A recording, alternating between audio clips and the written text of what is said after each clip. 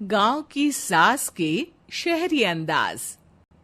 निधि को विकास से प्यार तो था, पर वो शादी करके उसके साथ गांव में नहीं बसना चाहती थी। मुझे गांव अच्छा लगता है, पर दिक्कत यही है कि मैं वहां रह नहीं पाऊंगी। मुझे वहां के माहौल के बारे में कुछ भी नहीं पता है। अरे माहौल में ढल जाओगी तुम, थोड़ा टाइम तो लो। और विकास गांव में ही रह के ऑर्गेनिक खेती करता है। इतना अलग काम है। और यहाँ शहर में क्या है, कितना प्रदूषण और भीड़ है यहाँ। पर विकास यहाँ आके भी तो खेती कर सकते हैं ना। अरे शहर में एक प्लॉट लेने में जिंदगी भर की कमाई चली जाती है, खेत कैसे लोगे? सोच ले निधि, विकास गांव का है, वहीं उसका काम भी है। तेरे पास कोई नौकरी भी नहीं है, ना ही तुझे कभी काम करना था। उफ़ो, मुझे कुछ समझ में नहीं आ रहा। मुझे अकेला छोड़ दो। उसी दिन निधि विकास से मिलती है। यार, मेरे सारे दोस्त यही हैं। अरे दोस्त तो गांव में भी बन सकते हैं ना निधि। गांव के लोगों से कैसे दोस्ती कर पाऊंगी? मैं भी तो गांव का हूँ, मुझसे प्यार हो सकता है तो वहां के लोगों से दोस्ती भी हो ही सकती है ना। अरे यार, कंफ्यूजन है बहुत। सोच लो निधि, शादी के मंडप पे छोड़ के मत जाना, वरना दोनों के परिवार की नाक कट जाएगी। अभी बोल दो, पत्रिका नहीं छपाते हैं। निधि के पास तो कोई चारा नहीं बचा। वो विकास से इतना प्यार करती है कि उसे छोड़ भी नहीं सकती। वो विकास के लिए गांव में शादी करके बसने को तैयार हो जाती है। जल्द ही दोनों की शादी हो जाती है। आई होप तुमको गांव में अच्छा लगेगा। मुझे पता है गांव में और शहर में अंतर क्या है। वहां के लोगों की सोच में अंतर है। मुझे पता है कि कैसा लगेगा मुझे। तुम ये बिना देखे किसी चीज के बारे में कुछ भी सोचने की आदत छोड़ दो ना। निधि ने उस वक्त तो कुछ भी नहीं कहा, पर वो सोचती है कि सबको इस बात का एहसास तो करवाना ही पड़ेगा कि वो सही है। उसके दिमाग में एक तरकीब आई। उसने सोचा कि गांव के लोगों के लिए वो ऐसा काम करेगी कि आगे से उसे कोई किसी काम का बोलेगा ही नहीं। शादी के एक दिन बाद निधि की सास ने फरमाइश की। निधि बेटा, अपने हाथ से कुछ खाने का बना दे। बिल्कुल सासू माँ, थोड़ा सा रुकिए, अभी बनाती हूँ। ये सही मौका था निधि के पास ये बताने का कि गांव के लोगों और उसके रहन सहन में कितना अंतर है। रोटी सब्जी दलिया भाजी खाने वालों के लिए पिज्जा बना देती हूँ, तब इनको समझ में आएगा। न खा पाएंगी, न कभी कुछ बनाने की बात कहेंगे। थोड़ी देर में निधि सास के लिए पिज्जा बनाकर ले आती है। ये लीजिए माँ जी, आपके लिए मैंने ये बनाया है। इसे हम शहर में पिज्जा कहते हैं, है ना बेटा? है? आपको कैसे पता कि इसे पिज्जा कहते हैं? अरे पिज्जा को पिज्जा नहीं बोलेंगे तो क्या फ्रेंच फ्राइज कहेंगे? गांव की सास से ये सारी बातें सुन के बहू चौंक जाती है। लेकिन सास एक और ऐसी बात कहती है कि बहू जिसकी उम्मीद ही नहीं कर रही होती है। बहू, इस पिज्जा के ऊपर ओरेगानो मिला दे और थोड़ा चिली फ्लेक्स, मजा आ जाएगा। माँ जी, गांव में रह के भी आपको ये सब कैसे पता है? अरे यूट्यूब, टीवी सब खबर रखते हैं हम भी। इंटरनेट है जहां, जानकारी है वहां। अरे वाह माँ जी। अरे अभी वहां मत बोल। अब जब मैं पिज्जा का फोटो लेके फेसबुक पर डालूंगी ना, तो वहां कमेंट में जाकर वहां बोलना, ठीक है? ठीक है माँ जी। अरे ठीक है माँ जी की जगह ओके मम्मी या ओके मम्मा बोल दिया करना। है? ठीक है, मतलब ओके मम्मा। निधि का तो सर ही घूम जाता है। इतना शहरी बर्ताव तो शहर में रहने वाली निधि की माँ का भी नहीं था।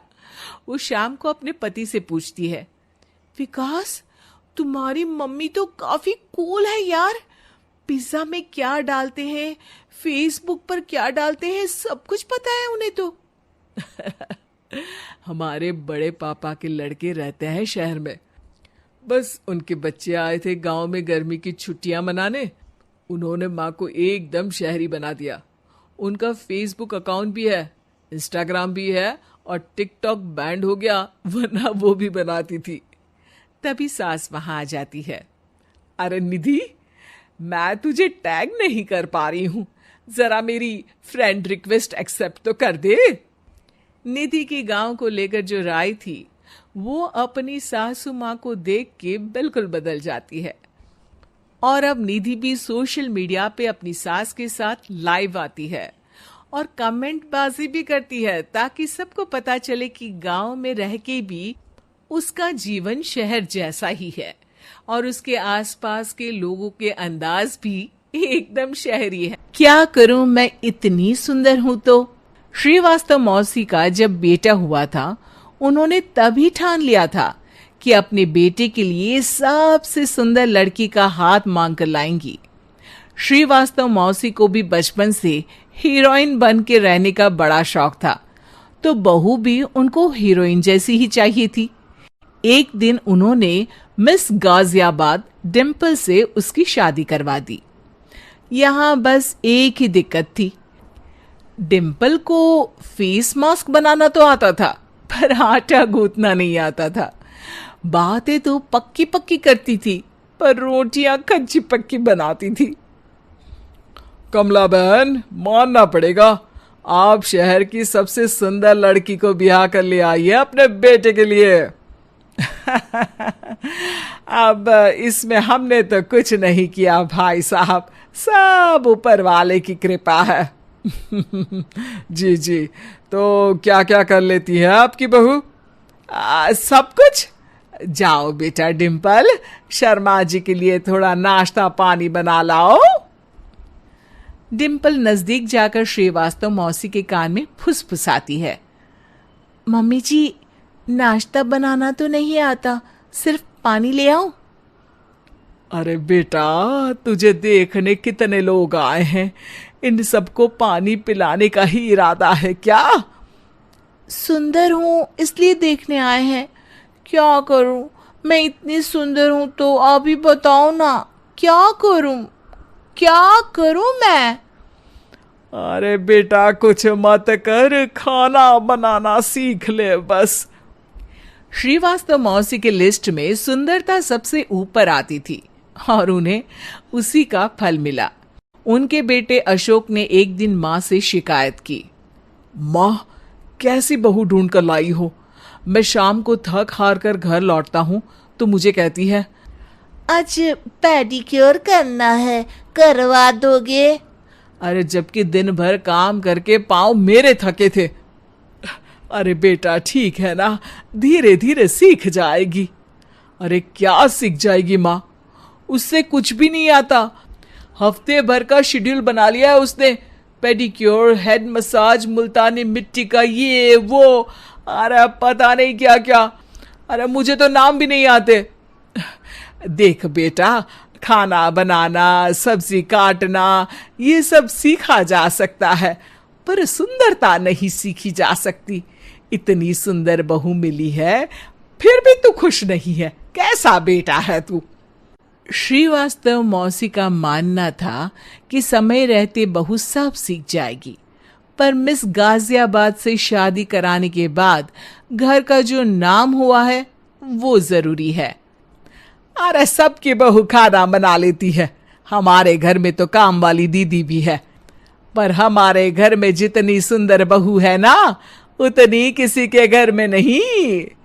ऐसा श्रीवास्तव मौसी सबको कहती रहती। फिर एक दिन वो हो गया जो नहीं होना चाहिए था, डिम्पल को पिंपल हो गया। डिम्पल घर में छुपी बैठी थी, पर ऐसी खबर छिपती कहाँ है।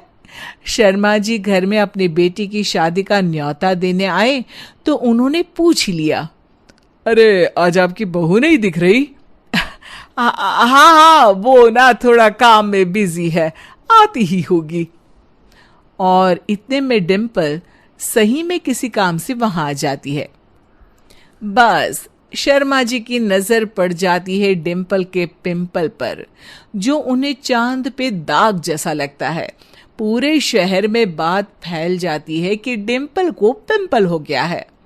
ये दिक्कत काफी गंभीर थी और श्रीवास्तव मौसी को पता था कि अगर ऐसा चलता रहा तो उन्होंने जो हासिल किया था सब मिट्टी में मिल जाएगा। उन्होंने फट से डिम्पल को अपने कमरे में बुलाया। अरे बेटा, शर्मा जी के बेटे की शादी 1 हफ्ते में ही है। हमें उससे पहले ही तुझे वापस सुंदर बनाना पड़ेगा। तू बता, तुझे मेकअप के लिए क्या क्या चाहिए?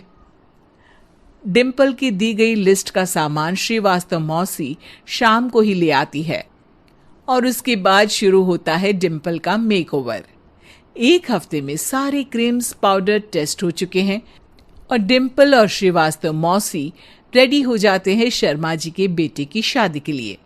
शादी के दिन डिम्पल बहुत सुंदर लग रही थी। श्रीवास्तव मौसी को उम्मीद थी कि बस अब तो हर जगह वो और डिम्पल ही छाए रहेंगे, चाहे शादी किसी की भी हो। पर जब वो शादी में पहुंचते हैं तो उन्हें बाहर शर्मा जी लोगों का स्वागत करते मिलते हैं। अरे कमला जी, सही समय पर आई हैं। आप ही का इंतजार था। हमने भी हमारे बेटे के लिए मिस अहमदाबाद ढूंढी है। डिम्पल और श्रीवास्तव मौसी दोनों के मुंह खुले के खुले रह जाते हैं शर्मा जी की बहू को देखकर। वो तो डिम्पल से भी ज्यादा सुंदर थी। क्यों, हमने भी अच्छी बहू ढूंढी है ना? हाँ हाँ शर्मा जी, बाकी आजकल के जमाने में सुंदरता से क्या होता है भाई। देखो, बूढ़े तो सब होते हैं। मैं तो मानती हूं कि बस रोटियां गोल बना दे, इससे ज्यादा क्या चाहिए।